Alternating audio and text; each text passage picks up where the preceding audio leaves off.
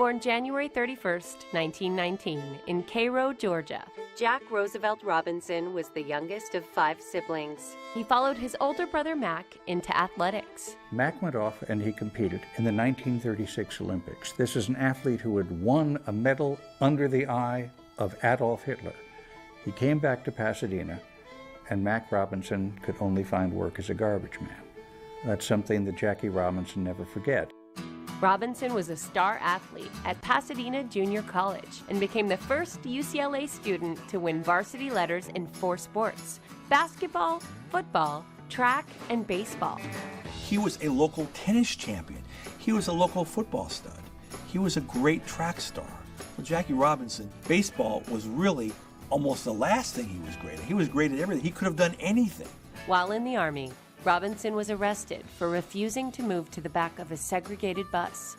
Robinson fought a court-martial and was eventually given an honorable discharge. Jackie Robinson was sick and tired of the U.S. Army, and the U.S. Army felt that they had a problem on their hands with Lieutenant Robinson, so they agreed that he would be honorably discharged. With the Negro Leagues as his only opportunity to play professional baseball, Robinson joined the Kansas City Monarchs in 1945.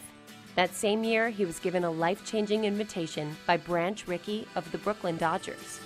There were players in the Negro League that were just as good, if not better, than Jackie Robinson.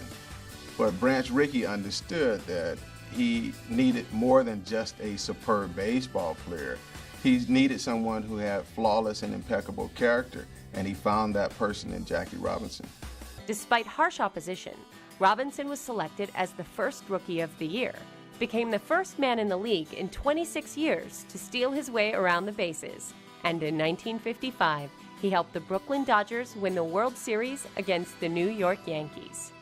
The valor with which Jackie Robinson responded to the jeers and the hatred and the bigoted remarks and the catcalls is one of the great silent portraits in American history.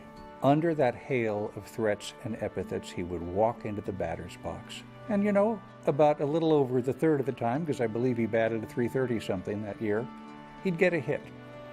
That's what he did. He certainly didn't cower. He certainly didn't flinch, and there were a lot of beanballs thrown at him. Jackie Robinson wasn't just a great symbol, he was a great baseball player. He led the Brooklyn Dodgers to 6 pennants when he was there. This is a Brooklyn Dodger team that was called the Bums, because they couldn't win. Jackie Robinson led them, and part of it was his fire. His fire kept them going. Shortly after being traded to the New York Giants, Robinson retired from baseball in 1957 and became a business executive. After Jackie Robinson left baseball, his fight wasn't over. I mean, he continued to fight for civil rights. He was a member of the NAACP's upper management, campaigned for them, campaigned with Dr. King to try and integrate a lot of America. Also, opened up a bank in Harlem. I mean, this was a guy who this meant more to him than just his legacy as a baseball player. He was inducted into the Baseball Hall of Fame in 1962 and later died from a heart attack on October 24, 1972. In 2005, Jackie Robinson was honored with the Congressional Gold Medal. The story of Jackie Robinson changed the literal complexion of the game. It changed the complexion of images that we saw in black and white photos in newspapers and on television. It put a black man at the center of the story of America. And I think we've been an imperfect but infinitely better society ever since.